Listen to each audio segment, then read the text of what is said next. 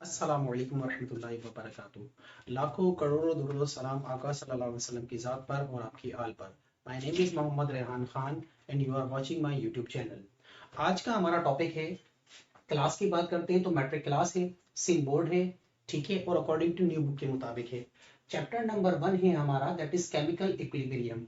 इससे पहले हमने जो डिस्कशन की थी वो हमने की थी रिवर्सिबल और इरिवर्सिबल रिएक्शन के बारे में। उसी के अंदर आपको बताया था डायनेमिक और स्टैटिक क्या होते हैं, ठीक है। आज आपको बहुत ज्यादा डिटेल के अंदर हम यहाँ पर रिवर्सिबल रिएक्शन को डिस्कस करेंगे और उसकी डायनेमिक इक्विलिब्रियम को एक्सप्लेन करेंगे ग्राफिकल मेथड के मुताबिक और कुछ एग्जांपल्स के मुताबिक। तो हम अपना टॉपिक स्टार्ट करते हैं। इन अ रिवर्सिबल रिएक्शन, जब भी हम कोई रिवर्सिबल रिएक्शन करवाते हैं, ठीक है, जो कि केमिकल रिएक्शन होता है, तो यहाँ पर लिखा है कि बोथ चेंजेस, मतलब जब भी रिवर्सिबल रिएक्शन होता है तो दोनों जो चेंज होती है वो क्या होती है, एक तो फॉरवर्ड होती है और दूसरी हमारे पास होती है रिवर्स। अब ये कैसे होती है इसको जरा समझिएगा आप। देखिए, इस बात को ध्यान में रखिएगा, हमारा रिएक्शन कंप्लीट होने के लिए हमें रिएक्टेंट चाहिए होती है और उसके साथ साथ हमें चाहिए होती है प्रोडक्ट। तो जो भी रिवर्सिबल रिएक्शन होते हैं उसकी बात हम यहाँ पर डिस्कस कर रहे हैं। रिवर्सिबल रिएक्शन के अंदर हमेशा क्या होता है, हमारे पास रिएक्टेंट जो होती है पहले वो कंज्यूम होना शुरू होती है किसके अंदर, प्रोडक्ट के अंदर। जैसे जैसे प्रोडक्ट बनती चली जाती है उसके बाद कुछ टाइम के बाद प्रोडक्ट दोबारा रिएक्टेंट के अंदर कन्वर्ट होना शुरू हो जाती है, तो इसका एरो हमारे पास अपोजिट हो जाता है। तो यहाँ पर ये कह रहा है, in a reversible reaction both changes, forward जिसको एफ से शो कर देते हैं एंड रिवर्स मतलब इसको हम आर से शो कर देते हैं। तो बोथ चेंजेस जो होती है बेटा, वो यहाँ पर बता रहा है कि अकर्स होती है साइमल्टेनियसली, एक साथ होती है रिवर्सिबल रिएक्शन के अंदर। कब होती है, क्या कंडीशन होती है, उसको अभी आगे जाकर हम एक्सप्लेन कर देते हैं। देन उसके बाद कह रहा है under these condition, in condition के अंदर जब फॉरवर्ड और रिवर्स चेंजेस एक साथ हो रही हो तो उस कंडीशन के अंदर बता रहा है एक रिएक्शन जो होता है, a reaction might come to some kind of balance. अब क्या होता है, एक आपके पास जो रिएक्शन होता है वो बैलेंसिंग सिचुएशन में आ जाता है। फॉर एग्जांपल, ये आपके पास रिएक्टेंट है और ये आपके पास लेट सपोज जो ब्लू मार्कर है ये प्रोडक्ट है। अब क्या होगा, लेट सपोज ये आपके पास रिएक्टेंट गई प्रोडक्ट के अंदर, उसी लम्बे के अंदर प्रोडक्ट दोबारा कहाँ गई, रिएक्टेंट के अंदर, फिर दोबारा आपके पास रिएक्टेंट गई प्रोडक्ट के अंदर और प्रोडक्ट दोबारा कहाँ गई, रिएक्टेंट के अंदर। तो ये जस्ट लाइक साइकिल चलता चला जाता है और ऐसा लगता है कि रिएक्टेंट प्रोडक्ट के अंदर और प्रोडक्ट रिएक्टेंट के अंदर। अब जो रेड मार्कर मेरे पास है ये हो रहा है फॉरवर्ड रिएक्शन, ये बना रहा है प्रोडक्ट, और जो ब्लू मार्कर है ये प्रोडक्ट है, ये जा रहा है दोबारा रिवर्स होकर, तो ये बना रहा है हमारे पास रिएक्टेंट। तो यहाँ पर यही कह रहा है कि रिवर्सिबल रिएक्शन के अंदर जो फॉरवर्ड होता है रिएक्शन और रिवर्स होता है रिएक्शन, वो ऐसा लगता है कि साइमल्टेनियसली हो रहा है और हमें ये फील होता है कि रिएक्शन हमारा बैलेंस हो चुका है, ठीक है। Then in which forward and reverse reaction occurs at the same rate. अभी आपको बता रहा है कि बैलेंसिंग सिचुएशन क्या होती है। बैलेंसिंग सिचुएशन हमें ये फील करवाती है कि जितनी स्पीड से फॉरवर्ड रिएक्शन हो रहा है उतनी स्पीड से दोबारा हमारे पास रिवर्स रिएक्शन हो रहा है। देन फॉर एग्जांपल, ये हमने एक एग्जांपल लिए। For example, consider the following homogeneous reaction. अब बेटा होमोजीनियस क्या होते हैं इस बात को ध्यान में रखिएगा, आपको आगे चलकर एक्सप्लेन करते हैं। होमो कहते हैं सेम को, जीनियस कहते हैं हमारे पास मतलब उनके फेजेस को। तो ऐसा रिएक्शन जिनके फेज क्या हो, सेम हो। तो फॉर एग्जांपल होमोजीनियस रिएक्शन की हमने एग्जांपल ली, इंटायरली लिक्विड। अब क्या होना चाहिए उस रिएक्शन के अंदर, सारी चीजें लिक्विड होनी चाहिए। फॉर एग्जांपल, रिएजेंट लिक्विड है एक पहली रिएक्टेंट की, उसी रिएक्टेंट की अगली रिएजेंट क्या है, लिक्विड है, क्योंकि बेटा दो रिएजेंट मिलकर एक रिएक्टेंट बनाती है, या दो या दो से ज्यादा रिएजेंट मिलकर एक रिएक्टेंट बनाती है। अब दोनों आपके पास रिएजेंट या टोटल रिएक्टेंट ये भी कह सकते हैं आप, लिक्विड स्टेट में थी फॉर एग्जांपल, तो उसकी प्रोडक्ट भी क्या स्टेट में होनी चाहिए, तो वो हमारे पास होमोजीनियस रिएक्शन कहलाएगा। इन सेम वे और इंटायरली इन गैसियस फेज, यानी कि या तो कंप्लीटली आपके पास वो लिक्विड स्टेट के अंदर होनी चाहिए या फिर कंप्लीटली आपके पास वो गैसियस फेज के अंदर होने चाहिए। जैसे हमने यहाँ पर एग्जांपल ली N2, बेटा N2 के नीचे थोड़ा सा G लिखा हुआ है, ये गैसियस फेज है, ये इसकी स्टेट बता रहा है। प्लस 3H2, हाइड्रोजन भी हमारे पास गैस स्टेट में पाई जाती है। जब इस रिवर्सिबल रिएक्शन की रिएक्टेंट आपस में कंज्यूम हुई, कंबाइन हुई, रिएक्शन फॉरवर्ड हुआ, तो आगे जाके जो हमें प्रोडक्ट मिली 2NH3, ये भी हमें क्या मिली, जी लिखा हुआ है, तो इसका मतलब ये भी हमारे पास गैस स्टेट में मिली है। तो ये हम होमोजीनियस मतलब रिएक्शन की एग्जांपल ले रहे हैं। देन अब आपको एक्सप्लेन कर रहा है कि होता क्या है, कहता है इन दी स्टार्ट, शुरू जब होता है, तो इस बात को ध्यान में रखिएगा बेटा कि यहाँ पर जब भी कोई रिएक्शन रिवर्सिबल हो और वो स्टार्ट हो, तो यहाँ देखिएगा रिएक्टेंट हमारे पास क्या होती है, 100% होती है और प्रोडक्ट हमारे पास क्या होती है, 0% होती है। तो कह रहा है in the start forward reaction is predominant. जाहिर सी बात है सारी की सारी रिएक्टेंट कहाँ जाना शुरू हो जाएगी, प्रोडक्ट की तरफ जाना शुरू हो जाएगी, क्योंकि प्रोडक्ट तो थी ही जीरो, ठीक है। तो कहता है कि फॉरवर्ड रिएक्शन हमारे पास प्रीडोमिनेंट होगा देन उसके बाद कह रहा है but as soon as NH3, मतलब इस रिएक्शन की बात कर रहे हैं कि फॉरवर्ड रिएक्शन प्रीडोमिनेंट होगा, लेकिन जैसे जैसे प्रोडक्ट बननी शुरू हो जाएगी, NH3 बननी शुरू हो जाएगी, अमोनिया बननी शुरू हो जाएगी, ammonia form the reverse reaction builds up. अब क्या होगा, अमोनिया जैसे ही बनी, जैसे फॉर एग्जांपल अभी फॉरवर्ड की देते हैं हम एग्जांपल ना, जैसे हमने यहाँ पर N2 और 3H2 को रिएक्शन करवाया तो शुरू में फॉरवर्ड रिएक्शन प्रीडोमिनेंट होगा, जिसको हम F से शो कर देते हैं, और इसको इस तरीके की शो एरो से शो कर देते हैं। लेकिन जैसे जैसे NH3 की फॉर्मेशन होगी, क्योंकि रिएक्शन रिवर्सिबल है, तो दोबारा प्रोडक्ट से रिएक्शन आपके पास रिएक्टेंट साइड के ऊपर कंज्यूम होना शुरू हो जाएगा। तो इसी की बात कर रहा है कि एज टू एज NH3 या 2NH3, क्योंकि वो तो नंबर ऑफ मोल्स है, बैलेंस करने के लिए लगाया हमने, जैसे ही वो बनना शुरू होगी तो कहता है until equilibrium position is reached the two rates, जैसे ही प्रोडक्ट आपकी बन जाएगी, NH3 बन जाएगी, बुल्ड अप हो जाएगी, बुल्ड्स होना शुरू हो जाएगी, तो कहता है एक लम्हा ऐसा आएगा कि इन दोनों के दरमियान इक्विलिब्रियम स्टेट बन जाएगी। कैसे बन जाएगी, कहता है इक्विलिब्रियम पोजीशन इज रीच्ड, पहुंच जाएगी। ठीक है, अब वो किसी भी लम्हे के ऊपर पहुंच सकती है। वो कैसे पहुंच सकती है, अब फॉर एग्जांपल लेट सपोज शुरू में मेरे पास रिएक्टेंट की 100%, 20% आपके पास प्रोडक्ट बनी, तो यहाँ कितने परसेंट रह जाएगा, 80% रह जाएगा। ठीक है, हो सकता है 20% और चली जाए, 10% और चली जाए, तो 10% और चली जाए तो यहाँ 70 और यहाँ क्या बच जाएगा, 30% बच जाएगा। हो सकता है 20% अगेन चला जाए, तो यहाँ क्या हो जाएगा, यहाँ पर 20% जाने के बाद यहाँ पर भी 50 बचेगा, और यहाँ पर भी क्या बचेगा, 50। हो सकता है मजीद रिएक्टेंट प्रोडक्ट में कंज्यूम हो जाए। ठीक है, लेकिन इस बात को ध्यान में रखिएगा कि एक लम्हा ऐसा आएगा कि जिसके ऊपर प्रोडक्ट दोबारा किसमें कन्वर्ट होना शुरू हो जाएगी, रिएक्टेंट के अंदर कन्वर्ट होना शुरू हो जाएगी। और जब रिएक्टेंट और प्रोडक्ट के रेट सेम आ जाए, फॉरवर्ड और रिवर्स रेट सेम आ जाए, तो एक साइक्लिक प्रोसेस बनना शुरू हो जाता है, और हमें ऐसा फील होता है कि अब रिएक्शन स्टॉप हो गया है। हालांकि रिएक्शन स्टॉप नहीं होता, असल में वो इक्विलिब्रियम के अंदर चला जाता है। तो यहाँ पर यही कह रहा है until equilibrium position is reached, जब तक इक्विलिब्रियम पोजीशन बनेगी या बन जाएगी, टू रेट्स, दोनों रेट्स, एक तो फॉरवर्ड रेट है बेटा और दूसरा रिवर्स रेट है।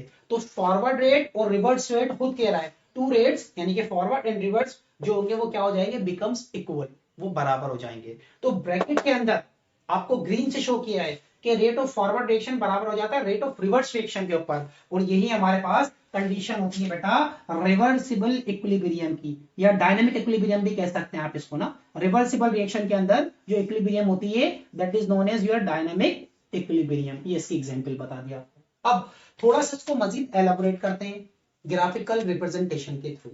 ग्राफ क्या होता है, कैसे बनता है, इसकी बेसिक्स आप सबको पता होनी चाहिए। हमने यहाँ पर दो एक्सिस लिए, एक एक्स एक्सिस दूसरा वाई एक्सिस। हम बेटा वाई एक्सिस को कह सकते हैं कि कंसंट्रेशन एक्सिस है, और एक्स एक्सिस को कह सकते हैं कि टाइम एक्सिस है। ठीक है, अब क्या करा हमने, यही रिएक्शन यहाँ पर लिख दिया, नाइट्रोजन को 3 हाइड्रोजन के साथ रिएक्शन करवाया तो अमोनिया बनेगा। लेकिन शुरू के अंदर तो अभी आपको बताया कि आपके पास जो रिएक्टेंट की कंसंट्रेशन होगी बेटा वो क्या होगी, 100% होगी। तो रिएक्टेंट यहाँ मैंने शो किया 100% है। इसी तरीके से बेटा जो प्रोडक्ट होगी शुरू में वो क्या होगी, 0% होगी। ठीक है, तो यहाँ पर हम क्या करते हैं, यहाँ पर हम लिख देते हैं प्रोडक्ट, यानी कि प्रोडक्ट 0 से बनना शुरू होगी और रिएक्टेंट जो है वो 100 से गिरना शुरू होगी, डिक्रीज होगी reactant as well as the product will form, जैसे जैसे प्रोडक्ट बनती चली जाएगी। लेट सपोज रिएक्शन स्टार्ट हुआ, स्टार्ट होने के बाद क्या हुआ, आपकी रिएक्टेंट आहिस्ता आहिस्ता नीचे आना, गिरना शुरू हुई। ठीक है बेटा, फॉर एग्जांपल ये 80 था, ये 60 था, ये 40 था, ये 20 था और ये 0 था। तो आपकी रिएक्टेंट आहिस्ता आहिस्ता क्या होगी, गिरना शुरू हो जाएगी, डिक्रीज की तरफ जाएगी। ठीक है, जैसे जैसे आपकी रिएक्टेंट डिक्रीज की तरफ जाएगी बेटा, वैसे वैसे प्रोडक्ट क्या होगी, 0 से बढ़ना शुरू हो जाएगी।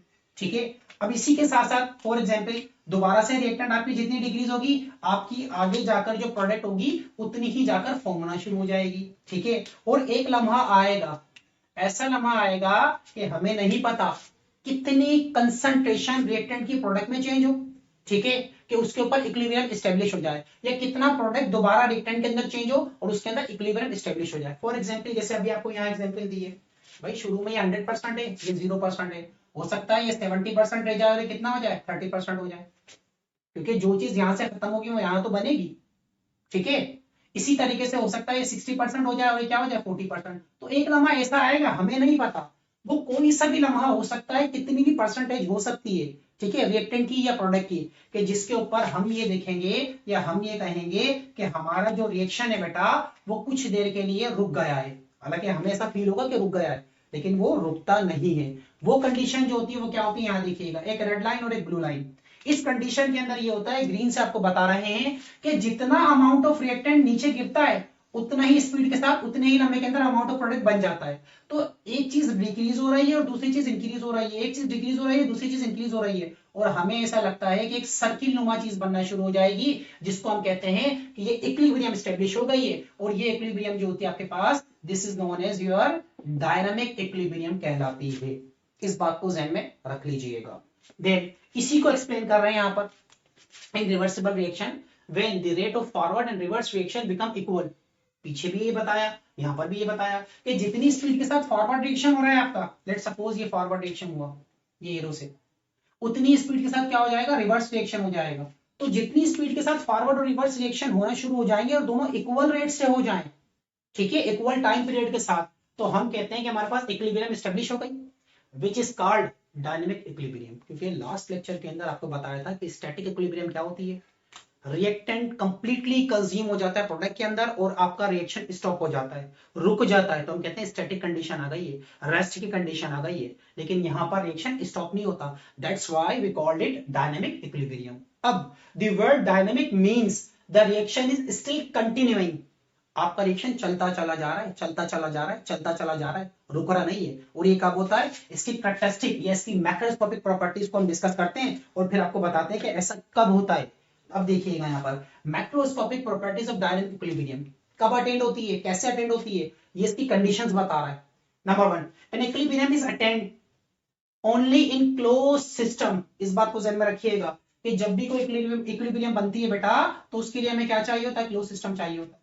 एक हमने बी कर लिया, उसको क्लोज कर दिया, बंद कर दिया, ठीक है, सील्ड कर दिया, आप ये कह सकते हैं। प्रेशर कुकर की एग्जांपल ले लें, आपने कोई चीज डाल के उसको सील्ड कर दिया, क्लोज सिस्टम हो गया वो, ठीक है। देन उसके बाद कह रहा है इन विच, जो क्लोज सिस्टम होता है जिसको एक्सप्लेन कर रहा है, इन विच जिसमें substance neither enter nor leave.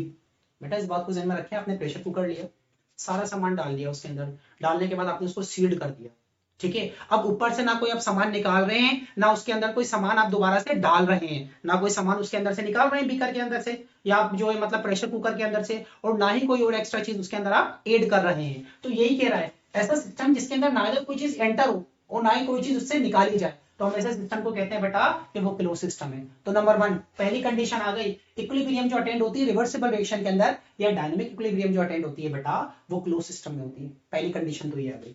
Number 2, N equilibrium state reaction does not stop.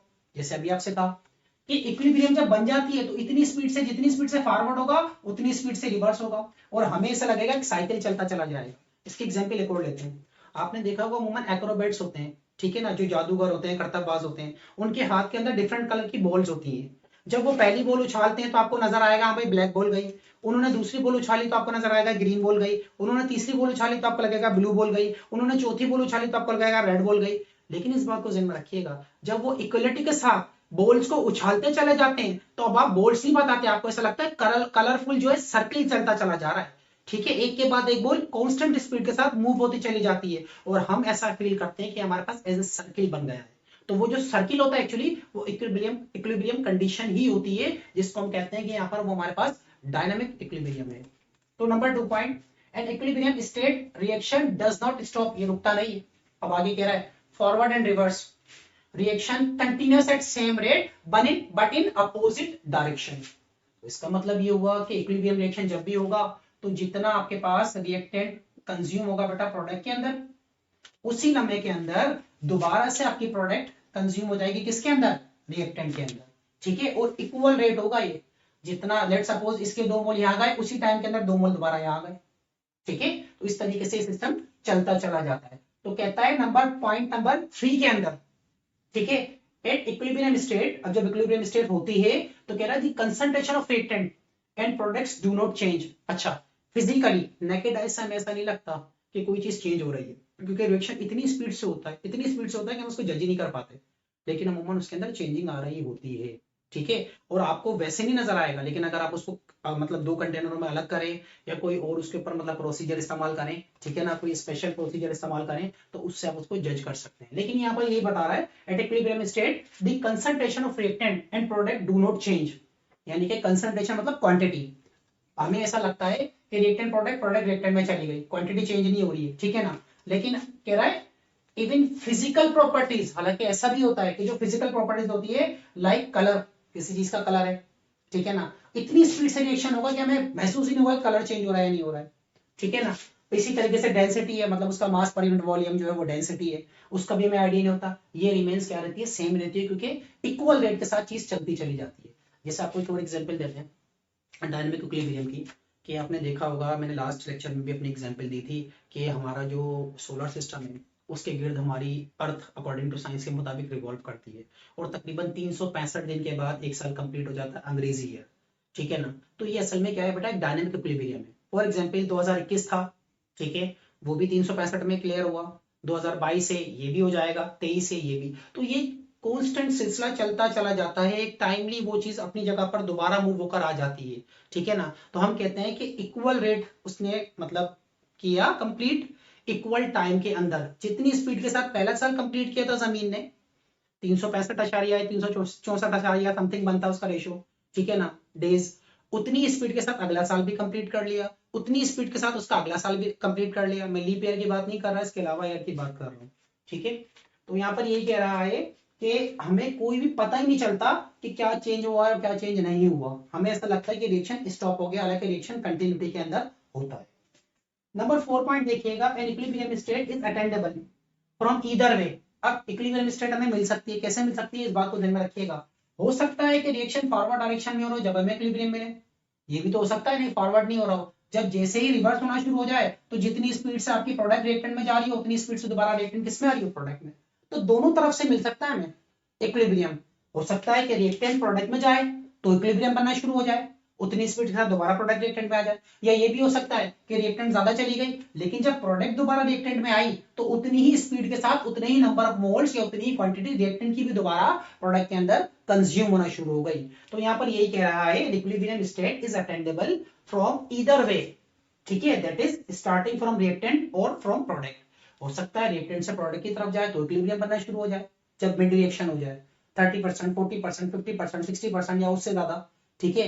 हो सकता है प्रोडक्ट से दोबारा रिएक्टेंट बनना शुरू हो जाए, तो यहाँ पर ये बात आपको बता रहा है। लास्ट पॉइंट देखिएगा, an equilibrium can be disturb. अब हम इसको अगर डिस्टर्ब करें तो कैसे करेंगे, तो यहाँ पर यही कह रहा है इक्विलिब्रियम को आप डिस्टर्ब कर सकते हैं बेटा, कैसे कर सकते हैं, बाय अंडर गिवन कंडीशंस। अब कौन कौन सी कंडीशन है, नंबर 1 कंसंट्रेशन, कंसंट्रेशन को आप सिंपल वर्ड्स में समझे, क्वांटिटी ऑफ रिएक्टेंट या quantity of product, quantity of reactant या quantity of product. For example आपका सिस्टम क्लोज था, सील्ड था, मैंने सील्ड खोली, इसके अंदर कोई चीज को ऐड कर दिया, जब ऐड कर दिया तो हो सकता है मैंने रिएक्टेंट को ऐड करा, तो अब क्या होगा, रिएक्टेंट की क्वांटिटी बढ़ जाएगी तो इक्विलिब्रियम थोड़ी देर के लिए डिस्टर्ब हो जाएगी, ठीक है। हो सकता है मैंने बजाय ऐड करने के कुछ क्वांटिटी निकाल ली हो प्रोडक्ट की, तो प्रोडक्ट की क्वांटिटी कुछ निकालेंगे तो भी इक्विलिब्रियम तो डिस्टर्ब होगी ना आपकी, ठीक है। तो कह रहा है अंडर दीज कंडीशन के अंदर इक्विलिब्रियम को आप डिस्टर्ब कर सकते हैं। एक तो आप कंसंट्रेशन रिएक्टेंट या प्रोडक्ट की या तो बढ़ा दें या कम कर दें, नंबर 1 कंडीशन। Number 2 temperature.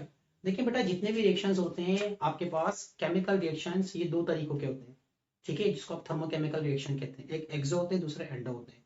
ये टोटली डिपेंड करते हैं टेम्परेचर के ऊपर या एनर्जी के ऊपर। अब अगर एक्सोथर्मिक रिएक्शन है, वो टेम्परेचर जितना बढ़ाएंगे अनफेवरेबल आपको प्रोडक्ट देगा, तो इसका मतलब आपको वो प्रोडक्ट नहीं मिलेगी। मतलब फॉर एग्जांपल अगर कोई एक्सोथर्मिक रिएक्शन आ रहा है तो आपने प्रोडक्ट मतलब उसकी हीट एनर्जी तेज कर दी, तो आपको प्रोडक्ट तो और कम मिलना शुरू हो जाएगी बजाय इक्विलिब्रियम के, ठीक है। या कोई एंडोथर्मिक रिएक्शन है, वो होता ही हीट की बेस के ऊपर है। अब आप उसको हीट दे रहे थे देते देते आपने हीट बंद कर दी, तो रिएक्शन आपका इक्विलिब्रियम में थोड़ी होगा, रिएक्शन तो स्टॉप हो जाएगा, आपका रुक जाएगा, क्योंकि उसकी फेवरेबल कंडीशन कम या उसके ऊपर मतलब ज्यादा हो जाएगी, मतलब अनसर्टेनिटी या अनफेवरेबल कंडीशन उसको मिलना शुरू हो जाएगी इसकी वजह से। तो टेम्परेचर भी इसके ऊपर इंपैक्ट डालता है, आप एक्सो कर दें आप एंडो कर दें। फॉर एग्जाम्पल आपने पानी बॉईल करना है, ठीक है ना, वाटर को बॉईल करना है। अब वाटर जो है आप बॉईल करेंगे तो आप सराउंडिंग से सिस्टम को हीट दे रहे हैं नीचे से ताकि वाटर बॉईल हो। अब आपने हीट ही बंद कर दी तो क्या एंडोथर्मिक रिएक्शन होगा, नहीं होगा, कॉमन सेंस की बात है, ठीक है ना। तो यहाँ पर यही बता रहे हैं आपको ना कि टेम्परेचर से डिस्टर्ब हो सकता है, कंसंट्रेशन से डिस्टर्ब हो सकता है, ठीक है, और इसी तरीके से प्रेशर, इस बात को ध्यान में रखिएगा, प्रेशर का एक अपना इंपॉर्टेंस होती है इन तमाम रिएक्शंस को कंप्लीट करवाने के लिए। कुछ रिएक्शंस ऐसे होते हैं जो बहुत हाई प्रेशर के ऊपर होते हैं, आपने देखा होगा 1000 एटीएम आपने प्रेशर लिया, 100 एटीएम आपने प्रेशर लिया, जबकि हमारा नॉर्मल एटमॉस्फेरिक प्रेशर 1 एटीएम होता है। और कुछ रिएक्शन ऐसे होते हैं जो आप इन दी एब्सेंस ऑफ ऑक्सीजन या इन दी एब्सेंस ऑफ एयर करवाते हैं, तो उसमें प्रेशर बहुत माइन्यूट होता है, ना होने के बराबर होता है। तो प्रेशर कम या ज्यादा करने से भी इस किस्म की जो इक्विलिब्रियम होती है उसके ऊपर इंपैक्ट पड़ना शुरू हो जाता है, ठीक है। बट अगेन लेकिन क्या होता है, कुछ देर के लिए तो इंपैक्ट पड़ेगा, लेकिन दोबारा से क्या होगा, जो इक्विलिब्रियम है ये अचीव्ड हो जाएगी। कैसा अचीव्ड हो जाएगी, इसके बाद वाला टॉपिक है लॉ ऑफ मास एक्शन। उसने इसी के ऊपर, गोल्डबर्ग और वॉग ने इसी के ऊपर काम किया था कि किस तरीके से हम एक इक्विलिब्रियम को डिस्टर्ब करें और वो दोबारा अपने आप को रीगेन कैसे करें, ठीक है बेटा। तो ये टॉपिक यहाँ पर हमारा खत्म हुआ। अगर आपको मेरा ये लेक्चर समझ आया हो, पसंद आया हो, तो काइंडली मेरे चैनल को सब्सक्राइब करें, लाइक करें, शेयर करें, बेल आइकन को प्रेस करें। इंशाल्लाह अगली वीडियो के साथ आपके खिदमत में फिर हाजिर होंगे। जब तक के लिए अल्लाह हाफिज।